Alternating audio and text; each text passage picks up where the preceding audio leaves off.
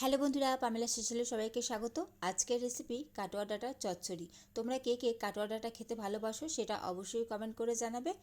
আর কাটোয়া ডাঁটা এখন বাজারে অ্যাভেলেবেল, তো তোমরা যদি না খেয়ে থাকো তাহলে অবশ্যই কিনে এনে বাড়িতে এই রেসিপিটা ট্রাই করে দেখতে পারো। চলো তাহলে কথা না বাড়িয়ে শুরু করা যাক আজকের রেসিপি। এখানে দেখো আমি কাটোয়া ডাঁটা নিয়ে নিয়েছি, আর কাটোয়া ডাঁটাগুলো একদম লম্বা লম্বা হয়। তোমরা যদি না চিনে থাকো তাহলে এটা দেখে নাও, কাটোয়া ডাঁটা এরকমই দেখতে হয়। তো আমি কাটোয়া ডাঁটাটা কেটে নেব। পাতাগুলো আমি নেব না, শুধু ডালগুলো নেব আমি। এটার পাতাগুলোও চচ্চড়ি খাওয়া যায়, তবে আমি আজকে এই ডালগুলো দিয়ে শুধু চচ্চড়ি বানাবো। তো ডালগুলো আমি ছোট ছোট করে ভালো করে আঁশ ছাড়িয়ে কেটে নেব।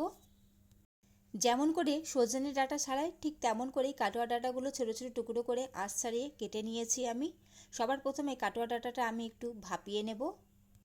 আমি জল গরম করতে বসিয়ে দিয়েছিলাম, জল ভালো করে গরম হয়ে গেছে। এখন কাটোয়া ডাঁটাটা এর মধ্যে আমি দিয়ে দেব এবং ঢাকা দিয়ে আমি 5 মিনিটের জন্য এটা একটু ভাপিয়ে নেব। ভাপিয়ে নিলে কিন্তু ডাঁটাটা খুব সুন্দর সেদ্ধ হয়ে যায়, তাই একটু ভাপিয়ে নিচ্ছি আমি। 5 মিনিট আমি ঢাকা দিয়ে রেখে দিয়েছিলাম, আর এখন চেক করে নেব ডাঁটাগুলো সেদ্ধ হয়েছে কিনা। আর ডাঁটাগুলো কিন্তু খুব সুন্দরভাবে নরম হয়ে গেছে। আর এমনিতেও ডাঁটাগুলো আমি কচি নিয়েছিলাম, তাই সেদ্ধ করতে বেশি সময় একদমই লাগেনি। এখন জল ঝরিয়ে আমি ডাঁটাটা তুলে নেব।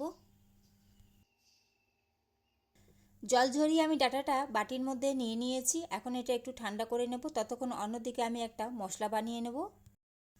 মশলা বানিয়ে নেওয়ার জন্য আমি মিক্সার জারের মধ্যে 1 চামচ মতন সাদা সর্ষে নিয়ে নিয়েছি, আর এর সাথেই আমি 1 চামচের থেকে একটু কম পোস্ত নিয়ে নিচ্ছি। এখন দুটো আমি শুকনো খোলায় একটু গুঁড়ো করে নেব। দেখো সুন্দরভাবে আমি গুঁড়ো করে নিয়েছি। এখন এর মধ্যে আমি ঝাল অনুযায়ী কাঁচা লঙ্কা দিয়ে দিচ্ছি, আর পরিমাণ মতন জল দিয়ে এখন এটা আমি একটা মিহি পেস্ট বানিয়ে নেব। তো মশলা রেডি হয়ে গেছে।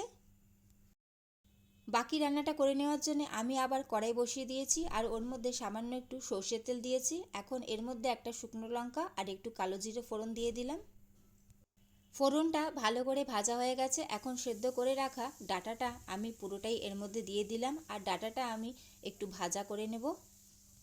এই রান্নাটা করতে কিন্তু বেশি মশলা একদমই লাগে না, সেটা তোমরা দেখতেই পাচ্ছ। আর খুবই কম মশলায় হয়, খুবই কম উপকরণ দিয়ে কিন্তু খুব টেস্টি হয় রান্নাটা। তোমরা যারা খেয়েছো তারা অবশ্যই জানো। ডাঁটাটা আমি লাল লাল করে একটু ভাজা করে নেব। ডাঁটাগুলো খুব সুন্দরভাবে আমি ভাজা করে নিয়েছি। এখন এর মধ্যে আমি একটু সামান্য হলুদ গুঁড়ো আর সামান্য একটু কাশ্মীরি লঙ্কার গুঁড়ো দিয়ে দিলাম, আর এর সাথে পরিমাণ মতো নুন দিয়ে আর যে পেস্টটা বানিয়ে রেখেছিলাম সাদা সর্ষে পোস্ত কাঁচা লঙ্কা, সেটা পুরোটা দিয়ে দিলাম। এখন একটু নাড়াচাড়া করে নেব আমি ভালো করে। সর্ষেটা দেওয়ার পর বেশি কষানোর কিন্তু একদমই দরকার নেই, কারণ তেতো হয়ে যেতে পারে।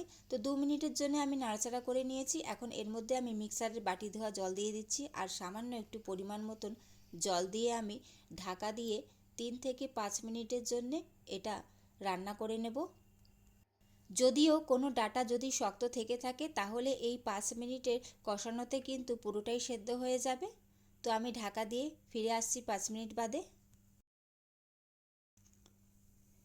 ফিরে এসেছি 5 মিনিট বাদে। 5 মিনিট আমি ঢাকা দিয়ে রেখে দিয়েছিলাম, আর এই সময় কিন্তু ডাটাটা পুরোটাই একদম 100% কুক হয়ে গেছে। আর এটা কিন্তু একদম মাখা মাখা হবে, তবেই কিন্তু শুকনো ভাতে খেতে ভালো লাগে।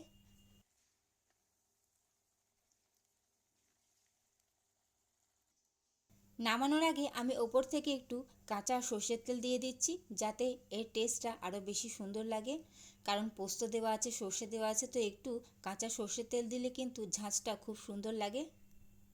যেইটুকুনি জল দেখতে পাচ্ছ এটা যখন ঠান্ডা হয়ে যাবে এটা পুরোটাই শুকিয়ে যাবে। তো আমি এখনই এটা নামিয়ে নেব। রেডি হয়ে গেল বন্ধুরা কাটোয়া ডাঁটার চচ্চড়ি। কেমন লাগলো তোমাদের অবশ্যই সেটা কমেন্ট করে জানাবে। ভালো লাগলে অবশ্যই লাইক কমেন্ট শেয়ার করে দিও, এবং অবশ্যই আমার চ্যানেলটি সাবস্ক্রাইব করে আমার পাশে থেকো। চলো টাটা।